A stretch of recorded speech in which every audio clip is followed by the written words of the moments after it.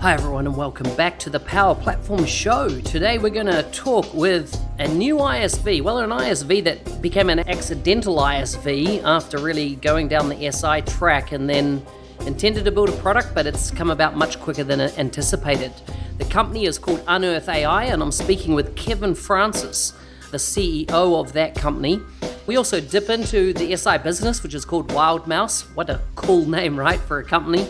And I love it. The tagline, "We scare elephants." Totally awesome. Anyhow, let's get on with the show. Full show notes, remember, can be found for this episode at nz365guy.com/182. Hey there, Kevin. Welcome to the Power Platform Show. Thank you. Good to be here. Well, it's good to have you on here. You know, you've got an interesting ISV with an interesting value prop there. And that's what, after having a chat with you, I thought, it'd be great to get you on air and really unpack what you're building there at UnearthAI and really your journey in this whole ISV space. How's that sound? No, that's great. No, thank you for this. That was a great surprise when we had that chat and you were interested enough to do this. So I'm very happy. So tell me a bit about your origin story, as in, you're based in Melbourne, Australia. What can you tell me about it? So everyone's origin story, right? So I'm 54 now, just to put it in context, right? Because that's really important. So I started straight out of year 12 because there wasn't an IT degree at the time. So I haven't done didn't do uni.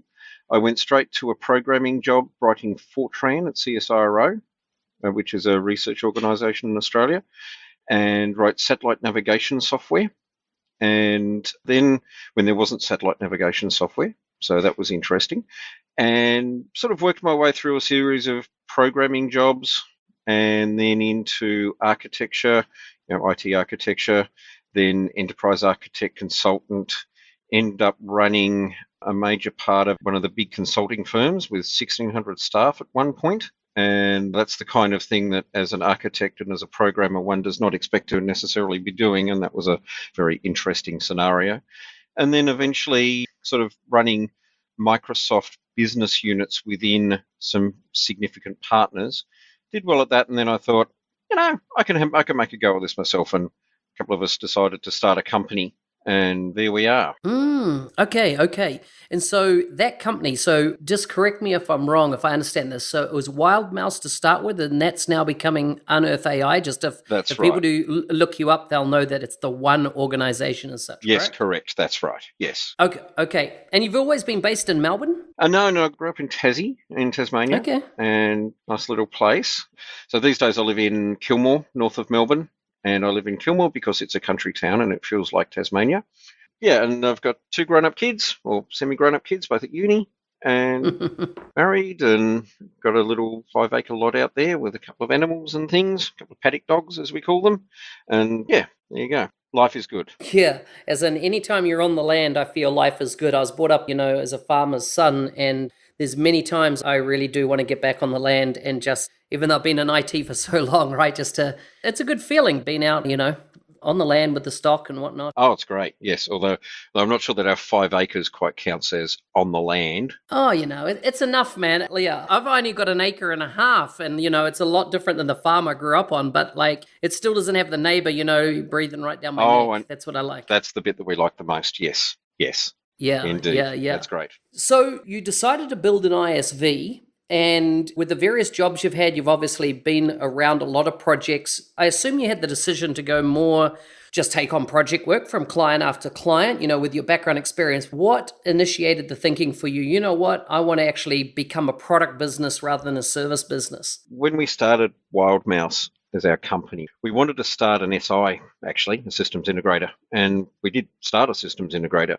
And our aim was to kind of bring back what we thought was the good old days of systems integrators, there was a period in the 90s, maybe even early 2000s, when software development was about engineering and it was about innovation and it was about serious project management. And so we wanted to create an SI that did that. And over time, kind of what happened, of course, was that we started getting a series of engagements, consulting engagements, and particularly because we were focused on innovation and we had a real emphasis on leading edge. So in other words, the stuff that didn't easily get offshored. So we were focused on some leading edge stuff. And so, of course, we started picking up innovative engagements And in particular, some AI stuff that we were doing very early, well, not early days of AI, clearly, because AI dates right back to the 60s, I know that, but early days of the common adoption of AI, say 4 years ago. Yep. We picked up a series of consulting gigs around cognitive services and, in those parts of the Microsoft platform that started to repeat each other. And so it didn't take very long before we went, now that we've done the same thing 4 times, this must be a product. And we so we morphed into a product company. Now, we always intended on building a product company. We just planned on doing it a lot later and getting more revenue behind us from an SI before we did it. So we're kind of in reverse of the way that we planned on running the company, but every startup pivots. And that was the pivot that we did. Yeah. So those 4 projects, those cognitive service projects, first of all, what is cognitive service? So cognitive services is a set of Microsoft technologies running on Azure that use machine learning in various guises within them to package up a set of machine learning capabilities. So they do things like, image recognition and voice recognition and, text analysis and things like that. And they package them up as pre-built out-of-the-box components that you can use. But having said that, they're not necessarily, just because they're pre-built components, that doesn't necessarily make them entirely easy to use. I'm sure the product team would say that they are, but there's a big difference between being easy to use, as in an experienced developer can sit down and get stuff out of them. Correct. And easy to use as in you can immediately solve a business problem with them. So we did some consulting work around, this is what, around solving some particular problems with these cognitive services tools. And that led to a pattern of requirements that people had around lots of people wanted to solve the same kinds of problems with these services, but it's still complex to solve it once individually per customer. Whereas if you solve it repeatedly for a lot of customers, it becomes easy, relatively speaking. Yeah. Yeah, makes sense. So with cognitive services, where does that machine learning come into it, right? Is machine learning where you build out your algorithms quite separately than consuming the actual service to, for example, do image recognition, audio, to text or something like that? So the cognitive services as Azure tooling is pre-built to be able to handle image recognition out of the box. You just need to feed it enough training data, and there's a whole heap of cognitive services today, and you just need to be able to feed them enough training data, the image recognizer, enough images that you want it to be able to recognize, so enough dogs or cats or, the common scenarios, enough faces or whatever, and it can build within the knowledge to be able to do that because they've taken neural networks or whatever other type of machine learning algorithm and pre-set it up, pre-configured it, pre-programmed it to be able to do that. Now you can go the next level down, and we do go the next level down of actually doing your own ML development, but effectively cognitive services wraps up that ML development as a pre-packaged component that you can use to do stuff. Yeah, makes sense. Just back on the WildMouse side of things, I love the name, right? Sounds amazing. Cool, we're pretty happy with it. Yeah. How did you come up with it? What led to it? So we wanted to create a different kind of IT consulting firm. And we kind of had some ambitions at the time too to be a little bit more business focused and less IT. So deliver IT outcomes and serious engineering outcomes, but do it from more of a business focus. So what we didn't want was so-and-so consulting services or such and such IT services, right? It was, there are too many of them. And we wanted something that sounded different and people would remember. And so we set about, I remember we went through this huge exercise of what we thought was something to do with an animal and maybe something to do with an adjective. So blue moose or, green chihuahua or something like that. And one of our founders' daughter, I believe, came up with wild mouse. And it was in the list of a whole pile of names, but it kept coming up the top. Certainly for me, it kept coming up the top as the one that had the most coolness about it, or the one that I liked the most. And then one day I just came up with a tagline in the middle of the night, which is "We scare elephants." And then the two go together and it's great. And it's one of the few taglines that I've seen customers actually stand and look at and talk about. because everybody else's is, our, I don't know, the most experienced, high I love quality, it. blah, blah, blah. But ours is just so silly that everybody loves it. Yeah, I love your thinking. So those first four big projects that you landed, Yeah. because these industries obviously were on the cutting edge of their space that they wanted to, try out and use technologies that weren't mainstream just yet. What industries did they come from? What was the kind of sector they were sitting in? So engineering, research, and mining were the areas that we were coming from. And really, all of those highly technical engineering type or research type organizations. So the real starting edge was around, can we recognize lots of different things across lots of different inputs and be able to put them together to be able to find things? As one of our customers said at the time, we just keep doing research over and over again because we don't know what research we've already done. As it turns out, that's a really common scenario across all sorts of organizations of all sorts of types. I think if you were to actually sit down and ask any organization if they actually really know what they've got, people will have SharePoint and they'll have things, so it'll be, oh yeah, we've got a formal records management system, we've got lots and lots of documents, so yeah, we know what we've got. That's different from, do you actually really know what's in there? Do you actually really understand what you've got? And can you actually use it? And another hot topic that's turned up is, so you've got a formal records management system. How do you know that you've actually got the things in there that you should actually have in there? Interesting. As it turns out, most people don't. Yeah. So how did the pivot come to, or is it a pivot to Unearth AI? Well, it's pivoting from a business terms, not really from a logical perspective. So we were doing these projects and we just went, well, this is a product. Let's start building it as a product.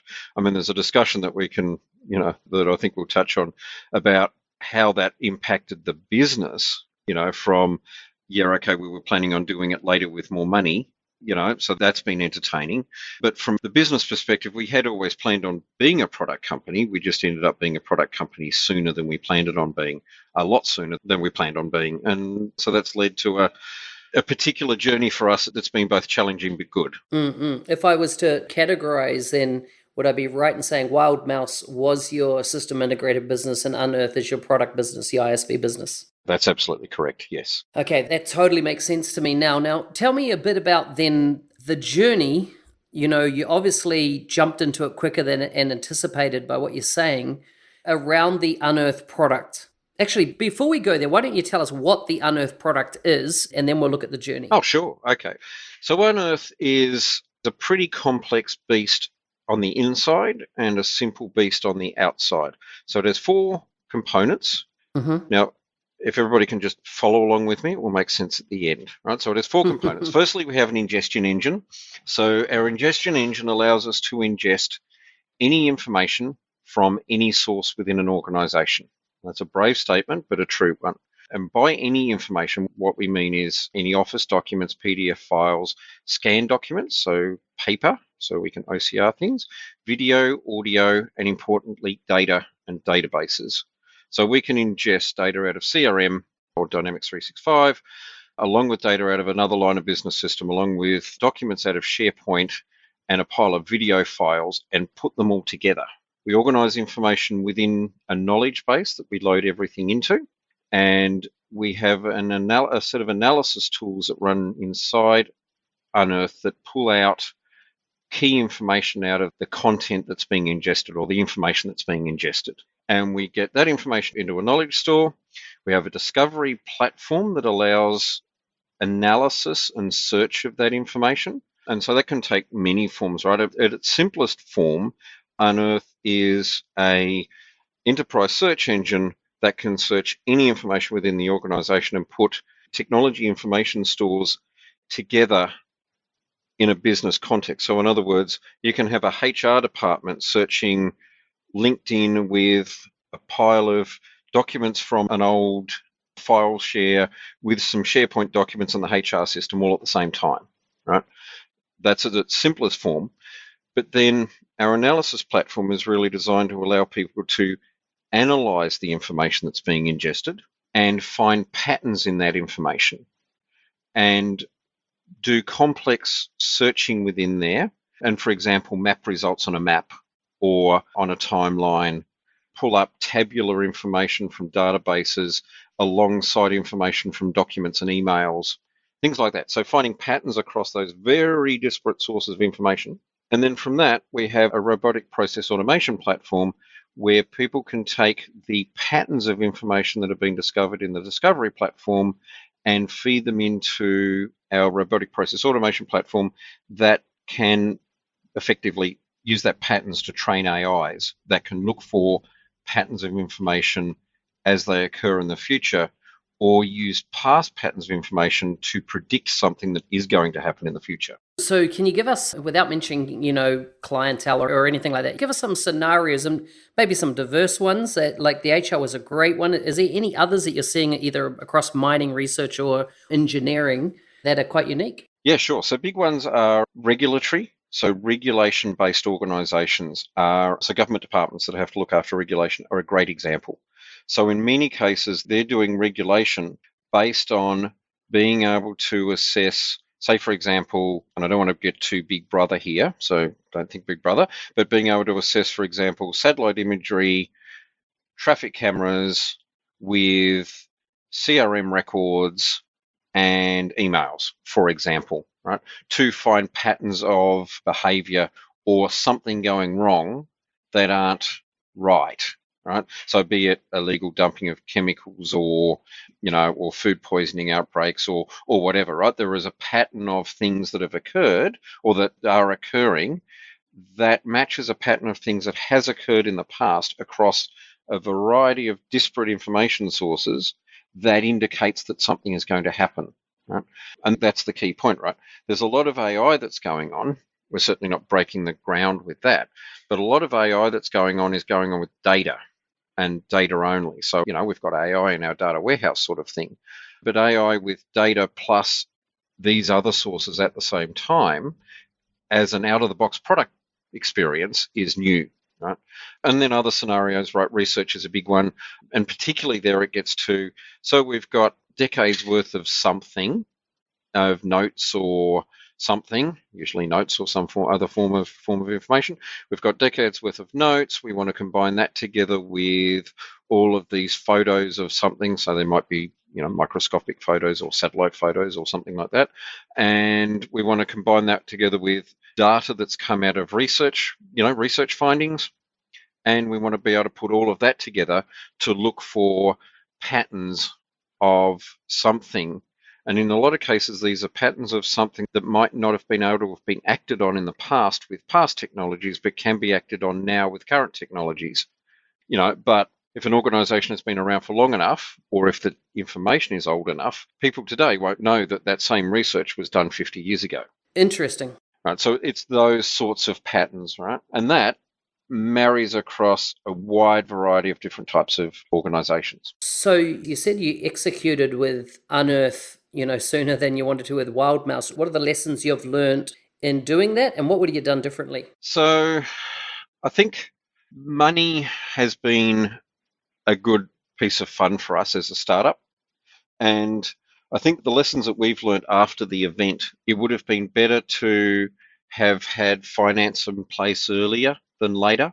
I think our accidental product development, although it's really good, but was accidental from our company perspective, our accidental product development meant that we didn't quite have our finances as sorted out as we could have done. We're looking for investors at the moment and so on to take this thing to the next step. So any investors out there, let us know. So we're now doing effectively Series A funding without having done a seed, which is great. But from a company perspective, it's been a lot more stressful than it necessarily could have been had we had the benefit of hindsight and done it the other way. Our platform is very good at predicting things that happen. Unfortunately, we didn't use it to predict the things that were going to happen to our business. But then we didn't have it built either. So another really good point was to have an advisory board in place. I think it would have been really good to have had extra intelligence within the business that had more experience about running a business than a bunch of IT people do. And then I think it would have been really good if we just had have learnt what we've learnt over the time about the willingness of other people to help. I think were very, oh, we've got to keep everything secret and we've got to, and nobody's going to care. It's just us against the world. And I think it would have been really good if we had have spent more time asking more people for help, and if we had have spent more time working with people that wanted to provide finance or things like that, because as it turns out, people are a lot more help to a startup than you would think they would be. Interesting. So can you give me some examples? So if I understand that right, you were saying that you didn't think people would be willing to help, but being that you are a startup and in that place, you've been pleasantly surprised at people's willingness to engage? Yes, that's right. Tell me more. When we go talk to them. Yeah. So I think it's one of those. I was talking to someone yesterday, another small business owner, completely different kind of business, but we had this conversation about, how's business? Oh, it's okay. We're getting there. I've got these challenges. There's these difficulties along the way, and the conversation was really, that's really refreshing, because nobody really says that things are hard. There are so many stories of the unicorns and the people that where the business was instantly successful and was started in a dorm room and now they're a billionaire, right? Exactly. But there's very few of those actual stories where things really do work. There's many more stories of struggle, and all entrepreneurs, all successful businesses have been through that struggle. You just don't know unless you ask them. Right. So if you sit down with a business owner, a successful business owner, and say, so, this is happening to us, this is where we're at, how was it for you? People will tend to open up, and they'll open up with advice and assistance. And so we've got people now that we sit down and help write our mission statement together, or, work on marketing pitches together, or do other things like that we never would have thought to have sat down with earlier, because we didn't realize that there were people around that would like to help. What part does Microsoft play in your journey? So we've got a lot of track record with Microsoft, a lot of history with Microsoft. I started writing my first software after my Fortran mainframe based, actually ran on a digital VAX, blah, blah, blah, way back in the day. But my first real, experience with Microsoft stuff was programming Windows 3.0. Wow. And so I kind of date back a while, and I've met my first Microsoft employee somewhere in late 90s, and then I've done a lot of work with Microsoft along the way. So I was an MVP for 5 years for solutions architecture when there was such a thing, and led businesses to win a couple of Worldwide Partner of the Year awards, to 5 Australian Partner of the Year awards. So I had some good success working with Microsoft over the years. And so we're quite, we know a lot of people within the business, and we know their technology. But I think more importantly, there's a couple of reasons why Microsoft is particularly good for us and particularly good for ISVs, right? So firstly, they have a great technology stack on the cloud that is really well integrated together.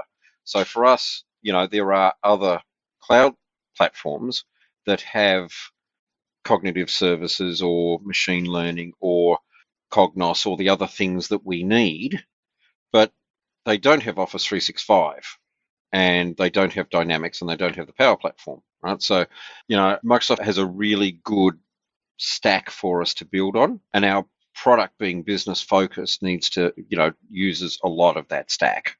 But then more importantly, they're a great partnering organization. And so it's taken us some time to get our partnership together, and, talk about how that works, to get our partnership together as our business, and, and to get it all established and so on. But the more it gets established and the more that we tick the boxes that we need to tick, the more proactive and then proactive Microsoft is becoming, and Microsoft people are becoming, in helping us to meet our needs and sell to their customers. And so when it works and when you work it well, a Microsoft partnership is really a partnership. Yeah. So I can imagine, people listening to this would go, so what is it? What is that secret sauce to creating a great partnership with Microsoft? And I assume, like all things like this, it's got to do with people and relationships to a degree. But in your words, what is that around getting that kind of, engagement right with the Microsoft team? So I guess, like I was saying, I've had plenty of experience at doing it over the years. And brand is important, right? Personal brand is important and so on. But getting there, I think, is the lesson. And one of the big lessons that I learned was that it didn't really matter how well known I was as a person. Having been an MVP, having won, worldwide partner awards and things like that for businesses that I worked for, going from that to a startup and having my own startup did not automatically mean that the startup was going to be known and that everything with the red carpet would be rolled out for us with Microsoft. And I don't know, perhaps it was unrealistic of us to think that it would be, or realistic that it wasn't, or maybe that's a deficiency with Microsoft. I'm not quite sure yet. I don't know. There's a whole other set of conversations. But that led me to go back and work out, okay, so what actually is it that makes it work? It's been a very interesting experience recreating a Microsoft partnership from a startup as opposed to running a Microsoft partnership from an already existing business. Entirely different experience. Anyway, so what it really comes down to is three things. One is, actually, no, more than three things. Firstly, you've got to have the basics in place. So you've got to remember, what is it that's important to Microsoft? So what's important to Microsoft is a couple of things, right? One is that they sell a lot of Microsoft services. And what is important to sell to Microsoft changes from time to time, but you can always pick it up by watching whatever, what is it called these days? Ignite, Ready. Yeah, whatever it is, what the Worldwide Partner Conference became. Envision, is it Envision? Envision, yeah, it was always easy when it was called the Worldwide Partner Conference because you knew what it was. WPC, right? Yeah, anyway, yes, yeah. So they roll out in that what's important to them. And if you can build product or build an SI business or build whatever it is that's going to be focused around what is important to Microsoft, then you're going to be a lot of the way there, right? So, Azure is important to Microsoft and Unearth makes Azure work. So therefore, right? So firstly, you've got to have a business that triggers the points within Microsoft that matter. And then you've got to have a business that makes customers happy and solves something interesting for customers. So having a product that runs on Microsoft software is great, but it's not so great if it's boring. Having a product that runs on Microsoft software and does something that means customers want it or it makes a difference is far better, right? And we're lucky with Unearth that it does that. And then the third thing that you've got to have in place is to have a business that's easy to work with. So we go out of our way to make sure that our business is responsive to Microsoft, is easy to work with. We do all the things properly that we're supposed to do, and we're friendly and easy to work with and always amicable. And those things actually really count because at the end of the day, you're asking people to work with you. Then once you've got the foundations in place, the things that you have to have right are the system side of things. So that means Partner Center, have your products properly set up as Azure co-sell, set up have a product in the first place, but then set it up as Azure co-sell if you're an ISV, set up the OCP stuff properly so that you've got all the fundamentals of a partnership properly set up so that they can see what you're doing, so that account managers can properly engage with you and that people get properly compensated for, engaging with you and that sort of stuff's built in place. And then just, make sure that the story of we can make a difference to customers. We've got this product that really makes what makes Azure work or whatever product stack that you've got, that we are aligned to the Microsoft business strategy and that we make customers happy is really well known, and a lot of internal selling within Microsoft. So we consider Microsoft to be more important than, maybe not more important than our most important customer. We would never say that, but you know what I mean. Yeah, right? Microsoft is extremely important to us, and so we work that relationship a lot. The biggest mistake that I've seen partners make is somehow assuming that Microsoft owes them, or that all they need to do is set up a business and join NPN and everything will work. And of course, that's not the case. You've got to work the partnership to make it work. Yeah. So for that, I would expect that educating individuals within Microsoft, in other words, so that they're confident to know what you do, because you're doing something quite unique in this space, and it wouldn't be enough to just say, oh, we're using AI. It's like you and everybody else, right? So there'd be an education process around what you're doing with your product. How do you consistently or repeatably, if you like, in a way, make sure your message is landing on the right ears that potentially open doors? Because in that example you gave around in PubSec there, with a government agency. Microsoft are often very embedded inside these organizations, and they're going to see where your solutions are going to hit the ball out of the park for one of those customers. I would say, I don't know, but do you have a sales force that, permanently in Canberra in Australia in this situation to do that? I think probably not. So are they really becoming your eyes and ears for the opportunities that you can potentially engage on? Yes, well,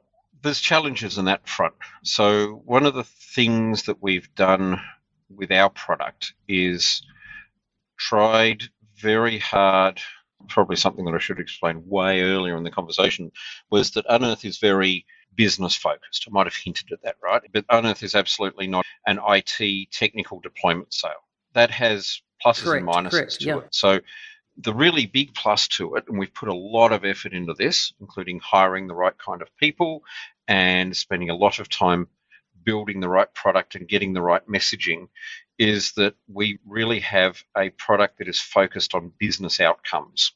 It is not a product that is a technical tool set, although it can be a technical tool set, and there will certainly be some IT departments perhaps that might hear this and go, be listening to this podcast and go, look, I could use this thing to easily deploy AI into the organization. It's absolutely designed to do that, but it's also designed to be the thing that delivers business outcomes, right? Very much so. And so that's a double-edged sword, because it's very beneficial for Microsoft, because what Microsoft doesn't tend to do is have strong business relationships with its customers. It has very strong IT relationships, technical relationships with customers, not really strong business relationships with customers. So for us, it's great because it means that we can open the door to different kinds of conversations with Microsoft customers than it's necessarily easy for them to be able to open themselves. But then the negative can be that the kinds of people that we need to talk to inside customers to be able to sell it are not necessarily the kinds of people that Microsoft really often talks to. So we do find ourselves tending to lead the sale more often because we're starting at a different point, but Microsoft is very supportive of selling the product where they can be. Right? We just sometimes have to work out exactly how we engage together. Yeah, no, that makes sense. They've definitely come a long way from that business conversation. Definitely, I would agree. Years ago, very IT centric. I know when, I'd go and sell biz apps and they would be like, what? We only thought they did the operating system or the mail server, that was it. But I feel Microsoft have definitely come a long way since then and are much more, aware of how their tech can drive those business outcomes. Oh, yes, absolutely. But I think the thing that brings the story together for them is partner product, right? So it's great having a conversation with a sales manager, or someone else within an organization, but the conversation with a sales manager, maybe that's a bad example because it's CRM, but in another area of an organization, the value has to come from what they can do. And if you get outside the dynamic space, Office 365 and everything is very nice, but how does it actually provide a business outcome? It's partner product that has to fill that. And the more interesting and business focused the partner product is, the more beneficial it is across the partnership of Microsoft and the ISV. And so that's what we've been trying really hard to do, is to build a product that is technically very good and technically ticks all the boxes, but also has a real business outcome to it. Yeah, yeah. If I gave you a couple of million tomorrow to spend on marketing, we'd actually do something. But in your mind, where would you invest that money? What would you put it, as your big wins? Just focusing on the marketing side of things, what do you think you would do? So firstly, if people go to either wildmouse.com or unearth.ai, they're not just silly plugs for our website. You'll notice that our websites actually say very little about what we actually do. So they'll probably start there. So yes, our websites are awful and we know that and we're trying to fix that. So I'd fix our websites. And then we've got a very ambitious strategy that we will execute when we can afford to execute it around social-driven marketing, social media-driven marketing and content-driven marketing. I'm absolutely of the belief that the same kinds of marketing approaches that work really well for consumer-type products can work really well for business-type products. You've just got to be able to target the right people. Yeah, so a serious social campaign and content-driven campaign is what we want to execute when we can with the right kind of lead magnets and offers and all those things. Yeah, it's one of those things where as a startup, we've spent a lot of our time and money on product and not much of our time and money on marketing. And so hence we're the best kept secret that no one's ever heard of. Yeah, yeah. I remember years ago sitting in an airline lounge reading a magazine of a company that had created a piece of software that allowed you to clone PCs. And back in the day, that was something you wanted to do often in many business environments. And, it was far superior to the competitor's product. From an engineering, it did everything so much better, performed better. But the guy, who was talking about his company getting acquired, and he said, what did your competitor do differently? Because they never, got the market domination like the competitors. And they said, the pure thing is our competitor spent more money on marketing, so they got more ears, more people engaged, sold more product. And he said, in hindsight, I should have spent more on building my audience and, evangelizing them than I did on, making sure my product was just the best out there. And it's always stuck with me. It was one little reading. It was over 20 years ago, but it stuck with me. And his company got bought by Symantec in the end. I think it was a New Zealand company, actually. I can't remember. But I just thought that was very interesting, right? You can have the best idea out there, but if the world doesn't know about it, they're not going to, be the path to your door, so to speak. Oh, absolutely. And that's why, so we've built the product. And now the next step is to tell everyone about it. So, where we are on our journey has been, built the product. So yes, tick, right? Technically brilliant, tick all those boxes. Second is we're selling it in the local market and doing pretty well at that. So we're selling it in Australia. And we're at the point now where we're ready for more customers and we're ready for marketing because we needed to test the product out in the market first, work out how to sell it, work out how to talk about it, how to explain it, and then move on from there. Right. So, and really even working out how to explain our product has been a challenge. This concept, we're managing to get it down to we integrate everything from anywhere to find patterns in it that allow you to predict what's going to happen and drive outcomes has been, even that is a challenge in itself when you've got a product like ours. But now that we've got that, next step is to actually do our marketing properly, and that's why we're looking for investment. I love it. Yeah. So time's flowing. It's been great. I see we're on the 50-minute mark, and I always like to wrap up the show with a couple of quick fire questions, which are not about what we've talked about, but just random things about life in general. And, they're designed not to have too much thought, but really just, what jumps into your mind. So are you ready? Fire away. Okay. Would you rather save money or save time? Save time. I'd agree. What are the top 3 things on your bucket list? Oh, on my bucket list? Oh, gee, I haven't even thought about this. I'm too busy doing this. On my bucket list. Okay, New York. Haven't been there. Been lots of places in the US, but not New York. Don't know why. I hear it smells. But anyway, probably New York, Paris. Haven't been there either. And what else would I want to do? Probably drive a race car. Nice. That's cool. I like it. What's the last random thing that made you smile that you remember? Oh, I accidentally tripped over. This is only one that will make sense to Australians probably. I accidentally tripped over because I was watching the videos from the firefight concert that was on in the weekend in Australia. And on YouTube, I accidentally tripped over a video of John Farnham singing with Coldplay. Wow. At the 2009, whenever it was. When was the last bushfire, the Black Saturday bushfires? With Coldplay or Cold Chisel? No, Coldplay. Wow, okay. Believe it or not. Wow, and it was awesome.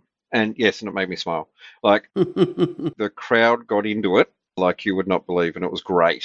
I like it. So, yes, singing, and it was John Farnham singing You're the Voice with Coldplay. Go figure. Excellent. What's the best advice you've ever received? Oh, let me give you a story while I think of the answer to this one. Right. So I gave myself some advice that changed everything for me when I was young. And I was thinking about this because I represented this group of students yesterday at a university. And there was a point when I was coding when I was much younger, when I was struck by a problem that was particularly hairy. If I look back on it now, given the things that we've done since, but, hey, it was at the time. And I went through this thought process of, geez, this is really hard. And then I thought, I'm clever. I can do stuff. I can work this out. And I worked it out. And then that kind of led me to a thought process of, actually, I'm not stupid. I can do these things. And I don't know, to me, that was a revelation at the time. And it's something that for a lot of years stayed with me. It's not necessarily, I think, of today, but for quite a few years it stayed with me. And it was the thing that led me to take big jumps and challenges in my career along the way. So when I went from being a programmer to an architect, and there's many programmers that I know have a lot of problems with that kind of jump, or from an architect to being a manager in an organization, or suddenly taking on 1,600 people to manage, or starting my own business, it's always been that, I might have started my own business later than I would have wanted to in hindsight. But I think this concept of, hey, I'm clever, I can do this. I think that self-belief is the big thing that opens doors for a lot of people. And there are so many people that are clever that don't have self-belief. So maybe I'll just say that, although it's not advice that someone gave me. I gave it to myself a long time ago. It's so good. It's so good. And finally, what was your first job ever? My first job ever? Believe it or not, my first job was a programming job. Like I said, right back at the start. Fortran 77 on a DEC VAX programming, and straight out of year 12, believe it or not. Amazing. Amazing. That was good. Then after that, I ended up doing a milk run between that and my next job. But Classic. But yeah, there you go. Yes, but I did a milk run when milk runs were a thing, running around the streets at 3 o'clock in the morning with milk bottles and jumping over people's hedges and running through people's front yards. It was great. Yeah. Is anyone you'd recommend as a guest for the show in future? So 2 people that I would recommend. So firstly, there is another great little Australian AI company that I don't know that a lot of people know about, called Veraluma. They're based in Sydney. And Izzy, their CEO, is a great person and a great speaker. And their company is doing some really fascinating stuff as well. They have a human reasoning AI that they've patented that is super cool. And also, I think Ray Fleming from Microsoft Australia, who is just an all-out great guy to talk to and a great guy all round. Yeah, I remember Ray from my time there. So excellent. Yeah. Thank you for that. Kevin, it's been great to have you on the show. If people want to connect with you, maybe something from this has sparked some interest, how can they get in touch with you? So email address is kevin.francis@unearth.ai, and our website is unearth.ai, or you can look me up on LinkedIn.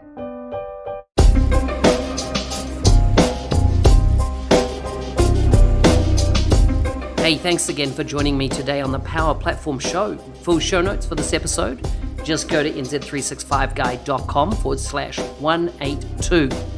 I'm your host, Business Application MVP Mark Smith, otherwise known as NZ365 Guy.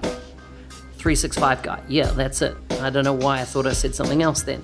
Anyhow, if you enjoyed the show, I'd love to get your feedback. Hit me up, LinkedIn, best way to get hold of me, LinkedIn Messenger. Send me a private message if you would love to hear a guest come on the show. You want me to, have a conversation with them on the show, let me know. It can be an ISV, it can be an SI, it could, be somebody, knee deep in the Power Platform, building Power Apps, using any of the great Power Platform tools out there. Anyhow, I'll let you go. Until next time, have a great week.